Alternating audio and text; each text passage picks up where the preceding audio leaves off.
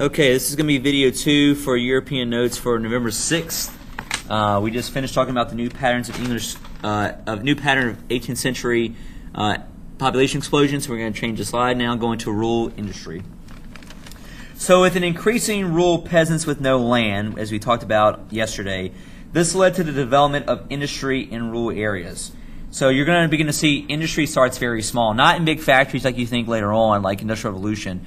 A lot of early industrialization actually started in a lot of people's homes outside the cities.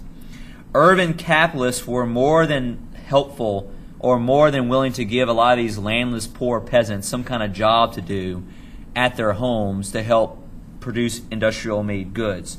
And they usually paid them low wages to do so because they didn't have a choice. Like, they didn't have really any other option, so a lot of these urban people, urban merchants, would pay them low wages to make this happen. So it's kind of like you have the urban merchants, people who want these manufactured goods to be sold, so they make a lot of money off of this, and so they would hire these landless peasants to make this happen. And this is like the small start of the Industrial Revolution, so to speak. So it all starts off as a cottage industry. This starts off as a cottage industry, which basically means that you're using hand tools in peasant cottages and work sheds to make goods. So either in somebody's house or in a cottage or some kind of shed, you have people working together as a family or as some kind of group to produce the first industrialized goods, where they all make them by hand. So not mass machines, nothing like that yet. This became a crucial feature of the 1700s European economy. And it's also a big change in terms of how things get done. Peasants had always made their own food and clothes. That was not new. So they always had done things in their own homes where they made their own food and clothes, but they never manufactured goods on large scale before and to sell in a market. So you would make your own clothes, food, tools at home, but it was for you and your family.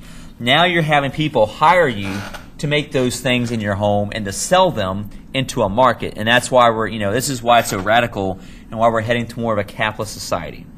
So what this results in is what's called the putting out system. The cottage industry and the putting out system work together hand in hand. The cottage industry was organized by the putting out system. So the cottage industry is like the people's houses, like where people are literally putting it all together.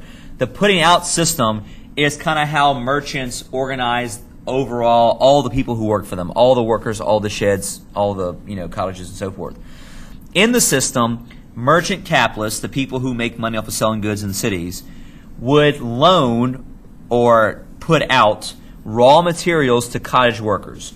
So they would basically loan raw materials. In this case, usually it's textile, so usually whatever kind of bales of whatever it is they're going to make, cotton or string or whatever the case is, wool, linen, they'll lend those raw materials out or put them out to the cottage workers, who then would use hand tools to produce some kind of manufactured good and then return to the merchant. And then the merchant would then pay them as a wage for their work, and then the merchant would then sell said manufactured good in the marketplace and make a lot of money off of that transaction. Entire families or specific genders could work. Depends on where you were. Sometimes you would have the entire family, male, female work. Sometimes you only have females work. It all depends on what country you're in and what time period you're looking at as well too. Over time, these industrial wages would become the most important for a family, because at first, it would kind of be like a landless farmer would find work on the side. Like, he would still farm or help work on a farm somewhere, and he would kind of work on the side and basically make money doing these handcrafts at home. Well, over time, they made more consistent money off of this, even though it's low, off of this in-house working, and so that becomes more dominant in the society long term. Production would often be broken into stages. So production would be broken into stages. One could be like spinning the thread, making this bale of whatever into thread. The next group would bleach the thread. So you have a house making thread, a house bleaching the thread, a third house might dye the thread, and then the fourth house would weave it together. So you would not have one house do everything from start to finish. You basically put it out different stages of the material to different people. You have families and cottages specialize in certain things like weaving or bleaching or dyeing or weaving. So the finished products would then sell regionally, nationally, internationally, just wherever they can get rid of it. So they would unload these products wherever they could and sell it wherever they could too. So what are the effects of this? It grew due to its competitive advantages. So the reason why the putting out system grew so much and became so popular is because of its competitive advantages. Unemployed labor was abundant. They didn't have much of a choice, so they had to take on some kind of job. And rural peasants were willing to work for low wages. They weren't getting any money off the farms that they were enclosed out of, basically. So they had to find whatever they could take, and they took low wages and took these jobs.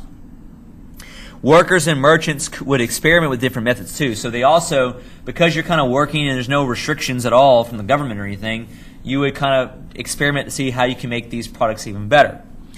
Plus, these guys don't work for guilds. If you remember guilds from a long time ago, guilds were a product of the Middle Ages, where you have these very skilled craftsmen, maybe like a suit maker or a shoemaker or whatever the case is, and these guys were highly skilled, but they worked in guilds, which means they had a lot of restrictions on what they could and could not do.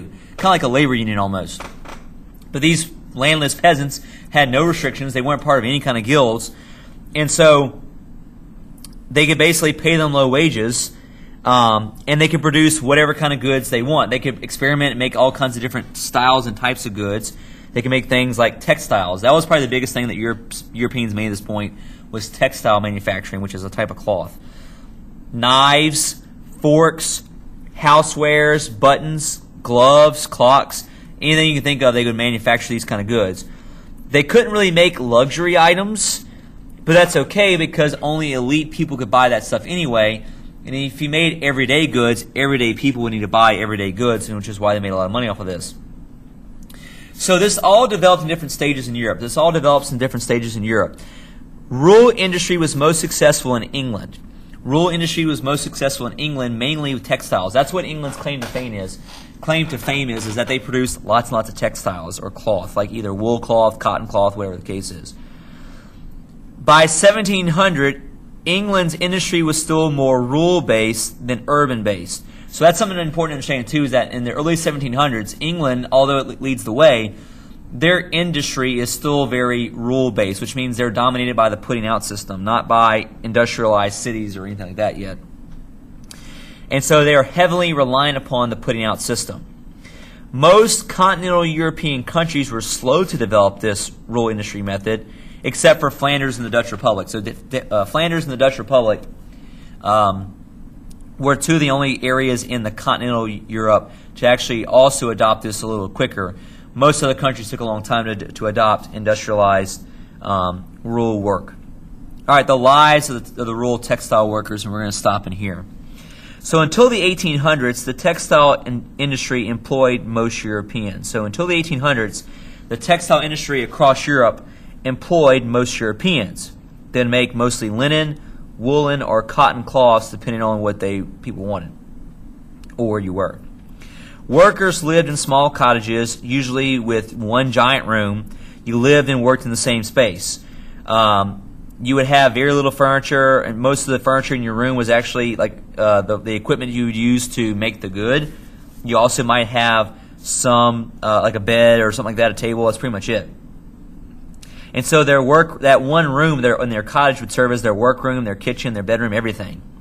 The largest item usually in the room was a weave or a weaving loom. So a weaving loom was usually the largest item. You can see pictures of this here. Like there's a giant weaving loom here. You can see some images of the looms there as well. You can see one here too. So that's the biggest piece of furniture you usually would have inside of these homes. The way that people weave had not really changed dramatically in the past several hundred years. One important new invention was John Kay's flying shuttle. This little device right here, which made weaving a lot faster. That could let you weave back and forth a lot quicker, but it was still hand operated. And so the loom and its process didn't really change until the 1800s. So at this point, it's all handmade, hand done. You don't really see the loom or weaving change until the 1800s when it becomes more machine driven, but we're not quite there yet. Okay, family and group work. All members of the family helped in the work. So all members of the family helped in the work. Operating the loom was usually the man's job, so that'd be like the dad, like you see here, the dad would be working in the middle. The women and the children would do all the auxiliary tasks. You have usually the need of about 4 to 5 spinners who would have to keep the weaver steadily employed. So you have to have 4 4 to 5 spinners in the background working to help keep the weaver going.